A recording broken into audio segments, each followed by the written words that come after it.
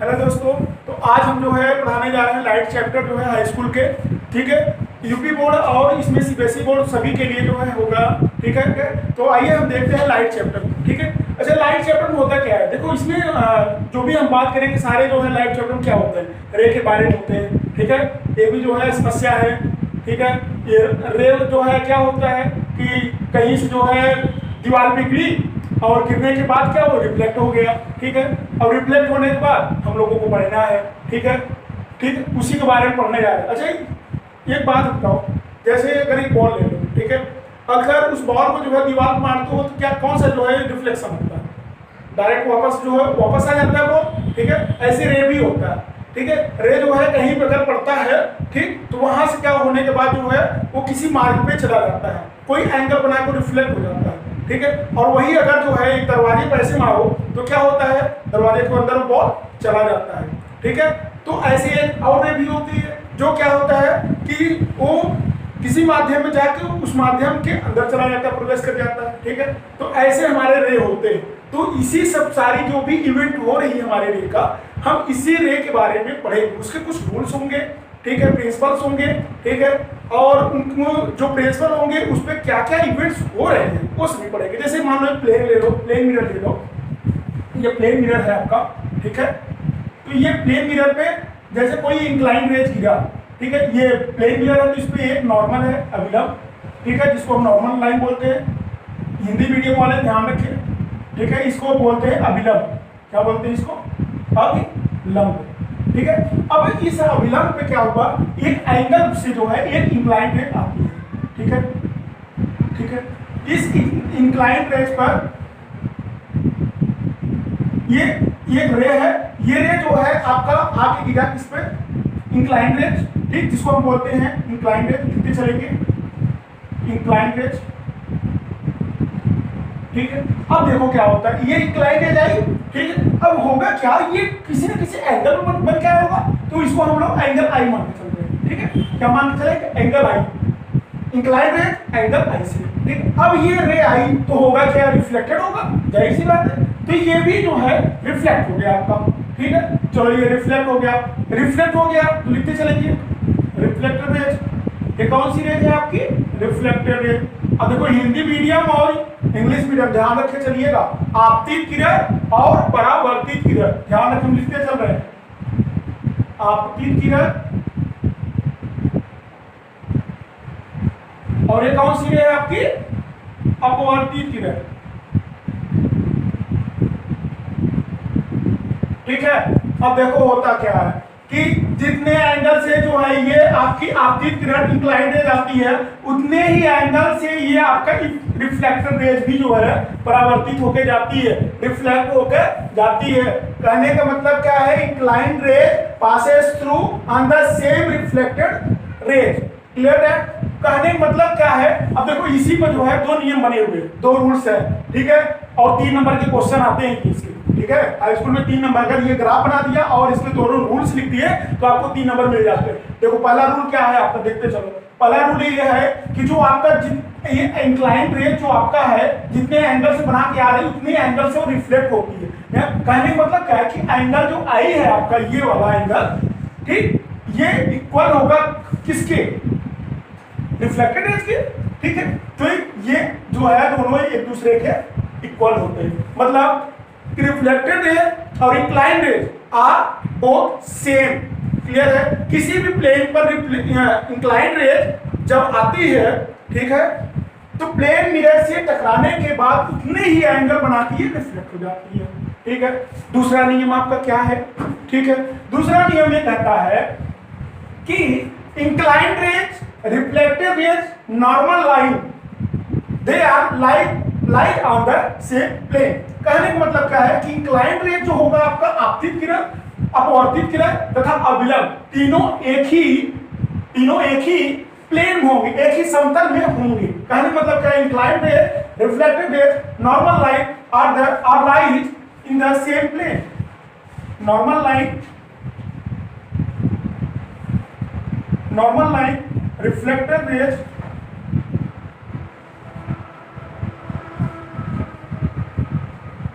और आपका कौन सा है ये रिफ्लेक्ट और इंक्लाइंड रेज, ठीक है,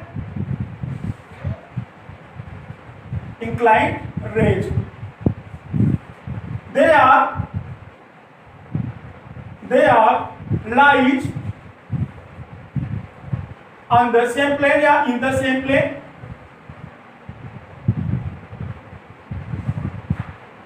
क्लियर है। ये आपके जो है रूल्स हो गए, ठीक है, किसी भी जो है रे के ये दो रूल आपके क्लियर होते हैं, ठीक है। तो ये दोनों रूल को अगर जो है हम एग्जाम बोर्ड में अगर फिगर बनाकर कर लिख देते हैं तो 3 नंबर पक्के हो जाते हैं, क्वेश्चन आता भी है, ठीक है। तो आइए जो है कुछ इसके आगे चलते हैं, लेकिन जैसे आपके प्लेन मिरर तो नहीं है आपके जो सिलेबस में, आपके सिलेबस में स्फेरिकल मिरर दिया हुआ है, तो हम बात करेंगे स्फेरिकल मिरर की जो है, क्लियर है। अच्छा, स्फेरिकल मिरर क्या होता है वो देख के चलते हैं, ठीक है, जो आपके सिलेबस में हम उसको देखेंगे। ये तो आपका इंट्रोडक्शन था, ठीक है, आता ये भी है आपका। अब जैसे स्फेरिकल मिरर, स्फेरिकल मतलब क्या होता है, एज लाइक दिस, ये जैसे आपका है, ठीक है, ये आपका एक तरह से जो है स्फेरिकल है। तो आपका होता क्या है आपका कि ये स्फेरिकल जो मिरर होता है इसका इतना कटा हुआ भाग, ये वाला कटा हुआ भाग, यही हम लोग जो है लेकर स्टडी करते हैं, ठीक है, यही लेकर स्टडी करते हैं, ठीक। तो अगर हम इस स्फेरिकल मिरर का जो है अगर इतना पॉइंट इसको हटा दें, ठीक है, अब ये जूम करके चले कि स्फेरिकल मिरर है और इसका सेंटर कहाँ होगा, ये होगा, ये तो होगा भाई सेंटर इसका, ठीक है। अगर ये सेंटर है आपका तो ये क्या है, इस मिरर का एक मिड पॉइंट ले लो, मिड पॉइंट ये पी है जिसको हम मिड पॉइंट बोलते हैं, यहाँ पे लिखते चलेंगे मिड पॉइंट, मध्य बिंदु हिंदी मीडियम वाले, मिड पॉइंट जिसको हम लोग पोल भी बोलते हैं इसको, ठीक है, पोल भी बोलते हैं, ध्रुव भी बोलते हैं, हिंदी मीडियम वाले लिखते चलेंगे ध्रुव, ठीक है। अब देखो होता क्या है कि ये जो सेंटर है, अब इस सेंटर का मतलब क्या होगा, तो अगर इस स्फेरिकल मिरर की बात करोगे तो इस सेंटर को बोलते हैं सेंटर ऑफ कर्वेचर, लिखते चलेंगे इसको भी। सी क्या है आपका, तो यहां पर लिख लेते हैं सी, सेंटर ऑफ कर्वेचर, ये आपका सी जो है क्या है, सेंटर ऑफ कर्वेचर है। अब ध्यान रखनी है कि अगर इस सी और पी को मिला दे, सी और पी को मिला दे, क्लियर है। तो एक चीज समझ में आ रहा होगा कि ये तो पूरा मान लो स्फेरिकल है, जूम किया आपने, उसका सेंटर ले लिया और स्फेरिकल मिरर का एक छोटा सा टुकड़ा लिया आपने, आधा टुकड़ा हुआ भाग, ठीक है, और ये जो है सी है और ये पी है, अगर इसको मिला दिया तो क्या शो कर रहा है, किसी स्फेरिकल का जो है ये रेडियस शो कर रहा है, क्या शो कर रहा है, ये रेडियस है, यहां से यहां तक क्या हो गया, अब ये रेडियस हो गया, त्रिज्या हो गया आपका, ठीक है। अच्छा, तो जो ये हमारा पीसी है ये है क्या, तो हम इसी को बोलते हैं प्रिंसिपल एक्सिस, क्या बोलते हैं इसी को, पीसी, पीसी का मतलब हो गया आपका प्रिंसिपल एक्सिस बोलते हैं इसी को, मुख्य अक्ष, प्रिंसिपल एक्सिस जिसको हम बोलते हैं मुख्य अक्ष, ठीक है। अच्छा, ठीक है, तो ये जो पीसी है आपका, ये आपने बताया प्रिंसिपल एक्सिस है। अच्छा, अगर इस पीसी को अगर हम डिवाइड कर दे, ये इक्वल पार्ट में अगर हम डिवाइड कर दे, मान लो ये, ठीक, तो अच्छा ये बताओ, ये जो आपने मिड पॉइंट पे लगाया ये पॉइंट, इसको मैं मान ले रहा हूं एफ, क्या मान ले रहा हूं एफ, मतलब प्रिंसिपल एक्सिस को दो इक्वल पार्ट में हमने डिवाइड कर दिया, ठीक है। तो कौन कौन से हो गए आपके, ये पॉइंट हो गए आपके एफ, तो एफ है क्या, तो इस एफ को हम इंडिकेट करते हैं फोकल लेंथ से, क्या बोलते हैं, फोकल लेंथ या फोकस दूरी, ठीक है,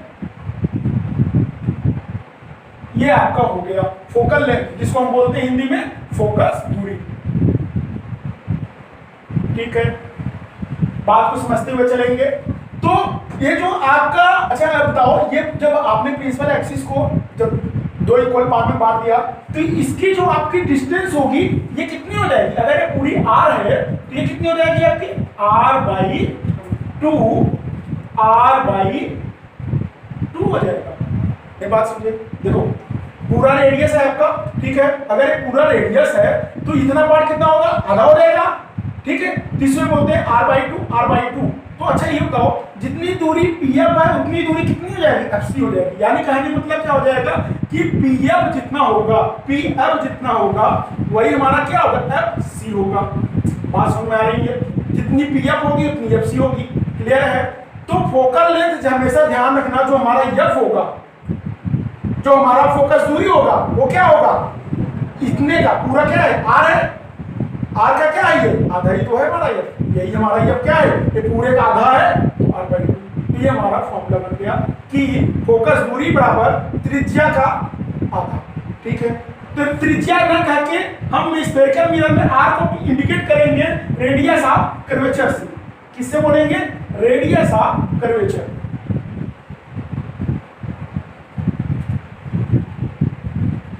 ठीक है। तो रेडियस ऑफ कर्वेचर, तो P बराबर फोकस दूरी बराबर क्या हो जाएगी, एफ बराबर आपका हो जाएगा रेडियस ऑफ कर्वेचर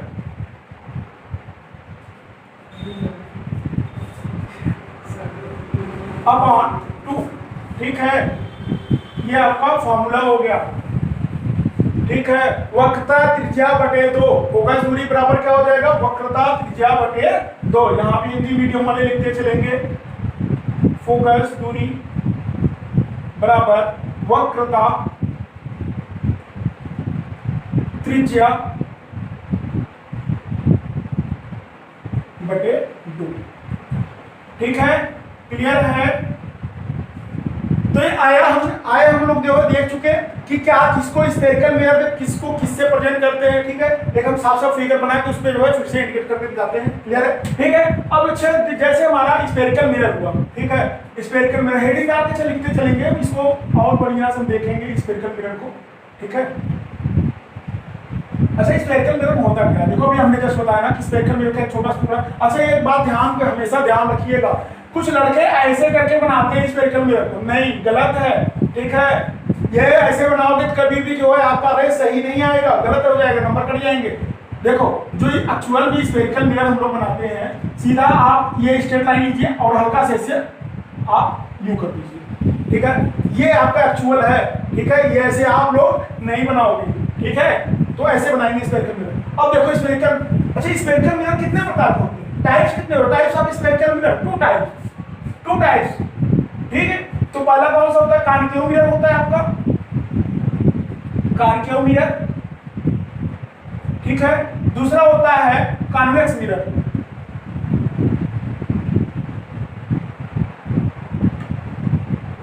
ठीक है, कॉन्केव मिरर एक होता है और एक होता है कॉन्वेक्स मिरर। ठीक है, ध्यान रखिएगा।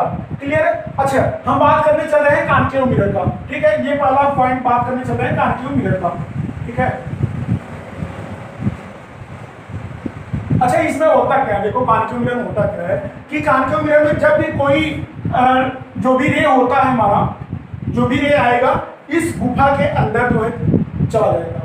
इस गुफा के अंदर जब भी कोई रे आएगा तो हम कौन से मिरर कहेंगे, कॉन्केव मिरर। कहने का मतलब क्या है कि ऐसी मिरर की बात हम करेंगे जिसमें जो रे होंगे हमारे, जो हमारे लाइट होंगे वो जो है इसके अंदर चला आएगा। कहने का मतलब क्या है, इसका जो रिफ्लेक्टेड होगा वो अंदर से होगा, रिफ्लेक्टेड कहां से होगा, यहीं से हमारा होगा। ठीक है, ऐसे मिरर को हम बोलते हैं कॉन्केव मिरर। क्लियर है। ठीक है, और जैसे कॉन्वेक्स की बात करेंगे, कॉन्वेक्स में क्या होगा आपका, जस्ट इसी का उल्टा हो जाता है।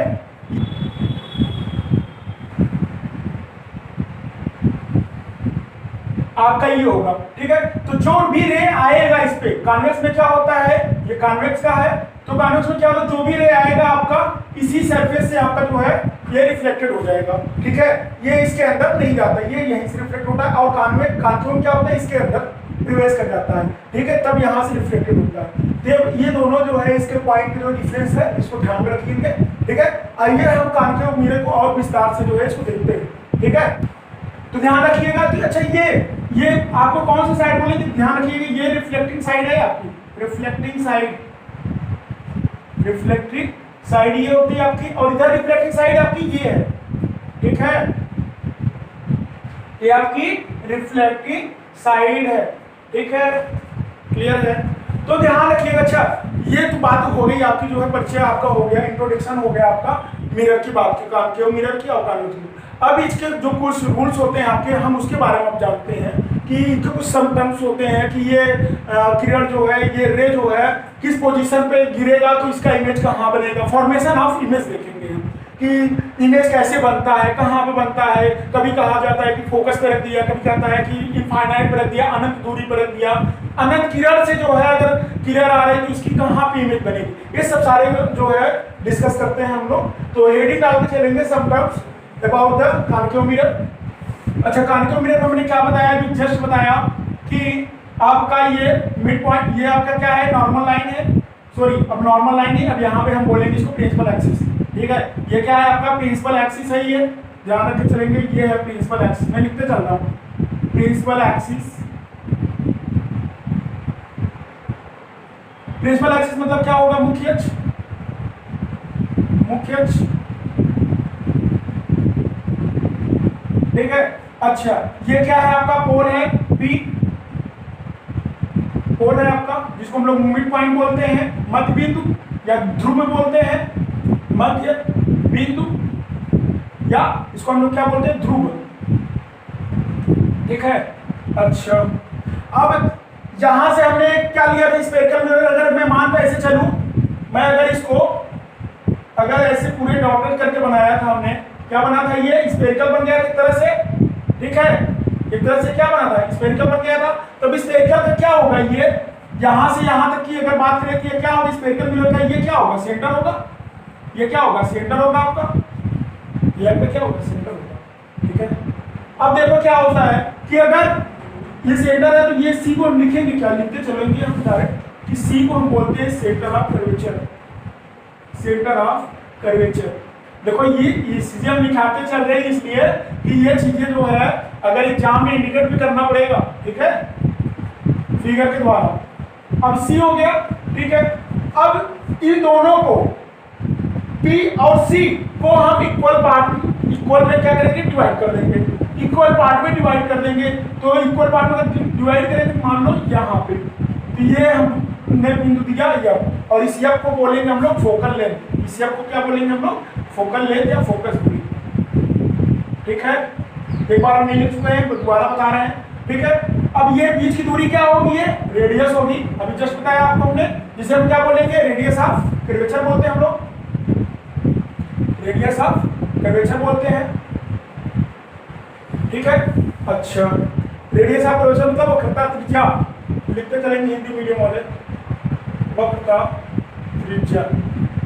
ठीक है, अब देखो क्या होगा कि जो हमारा F होगा वो क्या होगा, इस पूरे R का क्या है, आधा है। तो हम ये लिखेंगे कि जो हमारा F है, जो F है हमारा फोकल लेंथ F है, क्या है, पूरे यहां से PC का क्या है, आधा है, और PC कितना है, R है। तो यानी R/2, यानी हम क्या लिख सकते हैं कि इसका फॉर्मूला क्या हो गया, फोकल दूरी बराबर या फोकल लेंथ बराबर हो जाएगा वक्रता त्रिज्या बटे 2, वक्रता त्रिज्या अपॉन 2। ठीक है, या फोकल लेंथ बराबर क्या हो जाएगा आपका, focal length is equal to हो जाएगा radius of curvature, radius of curvature upon. Clear? ठीक है, तो ये आपका जो है स्फेरिकल मिरर के, जो कॉन्केव मिरर के जो कुछ पॉइंट्स थे, तो ये हमने आपको बता दिया। ठीक है, इसको हम ध्यान में रखेंगे। ठीक है, इसको मिटा दीजिएगा, आप लोग ना बनाइएगा, ये समझाने के लिए बस बनाया है। ठीक है, ठीक है, तो आइए अब जो है इनके फॉर्मेशन देखते हैं कि इमेज कहाँ बनता है। ठीक है, इमेज कहाँ बनते हैं। अच्छा, इसके कुछ पॉइंट्स, कुछ रूल्स भी होते हैं। ठीक है, किसी भी रे के जो है कॉन्केव मिरर पर अगर किसी भी मिरर पर अगर पड़ता है, कोई भी रे इंक्लाइंड होता है, तो उनके जो रिफ्लेक्टिव होते हैं, तो इनके रिफ्लेक्टिव रेज के जो है कुछ नियम होते हैं, ज़्यादा नहीं, 3 नियम होते हैं इसके। ठीक है, वो तीनों टाइप पहले नियम देख ले, उसके बाद हम इसके फॉर्मेशन देखें, इमेज के कहाँ क्या बनेगा। ठीक है, आ रहे हैं आपका। अच्छा, सारी बातें तो हो गई आपकी। ठीक है, अब इसमें जो है एक हमने एक पॉइंट देखा था, एक पॉइंट को हम पहले जो है उसको क्या करें, डिवाइड करेंगे। ठीक है, अच्छा, अभी हमने जैसे एक बात बताई कि ये आपका मिड पॉइंट था, ये आपका प्रिंसिपल एक्सिस। ठीक है, ये आपका सी था यहाँ पे, और आपका ये F था। ठीक है, तो आपने इसको क्या बोला था, फोकल लाइन या फोकल लेंथ बोला था। ठीक है, ये तो बोला था आपने। तो ध्यान रखना एक चीज अगर एग्जाम में पूछ दिया जाए कि फोकल लेंथ किसे कहते हैं तो क्या बताओगे? और या फोकल लेंथ, ठीक है। तो अब इसको डिफाइन करना पड़ेगा, ठीक। तो डिफाइन करने के लिए ध्यान रखना कि आप क्या कहोगे कि कहोगे when a ray of light inclined to parallel to principal axis after reflection passing through a common point on the principal axis are called focal length, ठीक है। क्या कहोगे? हम लिखते चलेंगे when a ray, यहां से लिखते हैं। जैसे फोकल लेंथ का अगर डिफिनेशन लिखना हो तो क्या लिखोगे? फोकल लेंथ का क्या लिखोगे? when a ray of light inclined किसके पैरेलल है? Principal axis. Inclined parallel to किसके? प्रिंसिपल एक्सिस के। Principal axis of a concave mirror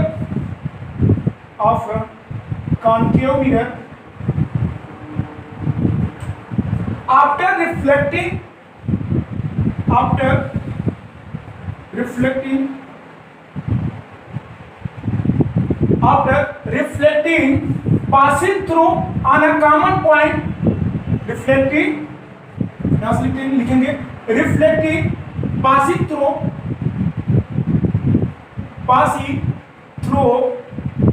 कहां से पास कर रहा है?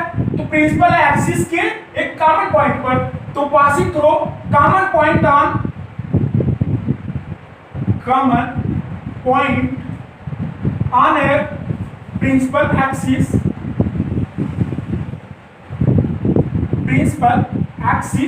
क्लियर है? Principal axis are called focal length,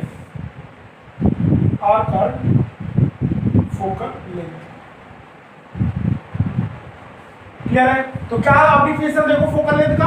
when a ray of light inclined parallel to principal axis of a concave mirror after reflecting passing through common point on the principal axis are called focal length, clear है? अब देखो focal length की बात तो हो गई, ठीक है। अब इसके जो हमने 3 लॉ बताए हैं, 3 नियम बताए हैं किसी भी रे के जो इवेंट होते हैं, जो घटना घटती है हमारी किसी मिरर पर, ये कॉन्केव मिरर पर, उसकी बात हम करेंगे, ठीक है। सॉरी, ये जो है आप लोग कोटेड कर लीजिएगा, ठीक है। अब हमने नहीं कि गलत कर दिया तो आप लोग ठीक है सुधार लीजिएगा, ठीक है। तो आइए हम देखते हैं 3 नियम, ठीक है। चलिए नोट कर लिया आपने, ठीक है। नोट्स बनाते जाइएगा आप लोग, लॉकडाउन है ही, ठीक है। तो काम आएगा यही एग्जाम में, इंतजार मत करिएगा, ठीक है। और जो भी प्रॉब्लम आ रही है वो कमेंट सेक्शन में आप लोग बताया करिए। आप लोग बताते हो नहीं, ठीक है। अगर आप बताते रहेंगे तो हम उसको कुछ और जो है सुधार करेंगे, उसमें इंप्रूव करेंगे आप लोगों के लिए। अच्छा, बातें हो रही थी कि 3 लॉ, वो कौन से 3 लॉ है उनकी बात हम करेंगे, देखेंगे, ठीक है। उस 3 लॉ के बारे में हम बात करेंगे, देखेंगे। तो पहला लॉ ये है कि अगर किसी मिरर पर, कॉन्केव मिरर की बात कर रहे हैं हम, अगर इस कॉन्केव मिरर पर पहले ये प्रिंसिपल एक्सिस बना लिया, ये आपका P है, पोल है आपका, ये आपका F है फोकल लेंथ, और ये आपका C है, ठीक है। तो पहला रूल ये है कि अगर कोई भी रे पैरेलल होती है किसके? प्रिंसिपल एक्सिस के।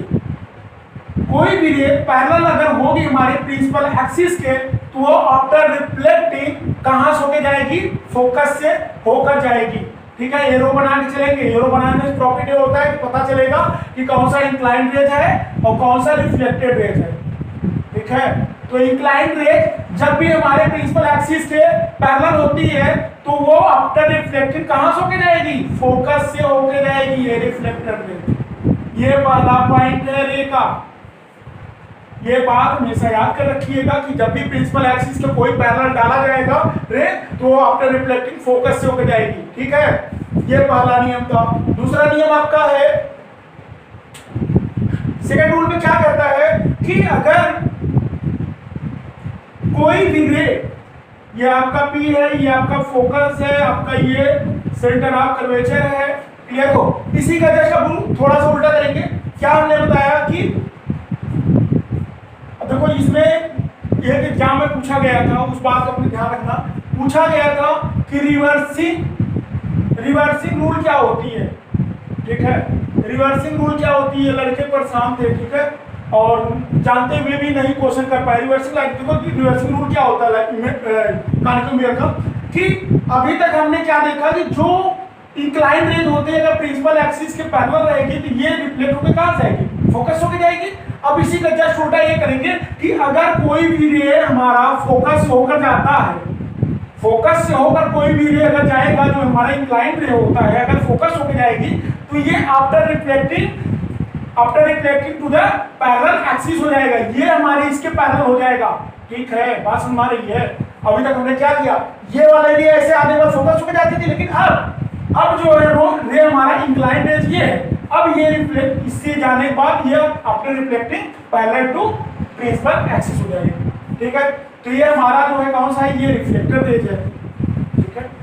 ये इसी को कहते हैं रिवर्सिंग रूल, ठीक है। इस बात को ध्यान रखिएगा, ठीक है। अब तीसरा रूल क्या है, ध्यान रखिएगा। तीसरा रूल इसी का ये है कि अगर एक मिरर है आपका, ठीक है, ये आपका पोल है, ये आपका एफ है, फोकल लेंथ ये आपका सी है, ठीक है। अब देखो अगर कोई भी रे सेंटर ऑफ कर्वेचर होके जाएगी, कोई भी रे अगर सेंटर ऑफ कर्वेचर होके जाती है, ठीक है, कोई भी रे सेंटर ऑफ कर्वेचर जो होके जाएगी तो ये आफ्टर रिफ्लेक्टिंग उसी लाइन से वापस हो जाएगी, ठीक है। मतलब इंक्लाइन रे जब जाएगी सेंटर ऑफ कर्वेचर से तो आफ्टर रिफ्लेक्टिंग कहां से होके जाएगी, सेंटर ऑफ कर्वेचर से ही होके जाएगी, ठीक है। ये 3 नियम है, इन 3 नियम को बातों को जो है ध्यान रखिएगा, ठीक है। ये 3 नियम से जो है हमारे इमेज फॉर्मेशन बनेंगे, क्लियर है। तो हम इस सब चीज़ों को अब चल के देखते हैं कि इमेज ऑफ फॉर्मेशन क्या होते हैं, ठीक है। तो अभी तक आपने देखा जो हमने लाइट में जो रे होते हैं उसके रूल्स हमने देखे आपके, ठीक है। रूल से देखने के बाद उसकी इमेज जो है कैसे कहाँ बनते हैं उसके रूल से देखा हमने, एक पॉइंट देखा उसके स्पेक्ट्रल मिरर के बारे में, कार्डियो मिरर के बारे में बात हुई, ठीक है। तो आज जो है इतना फिलहाल इनफ है, ठीक है। अब नेक्स्ट पार्ट में जो है हम इसके जो इमेज होंगे, ड्रा होंगे, ठीक है, कौन कहाँ से इमेज बनता है, उसकी फोटो लेंथ कहाँ पे होगी, ठीक है। तो सारे जो है हम डिस्कस करेंगे नेक्स्ट पार्ट में, ठीक है। फिलहाल तो आज के लिए इतना ही।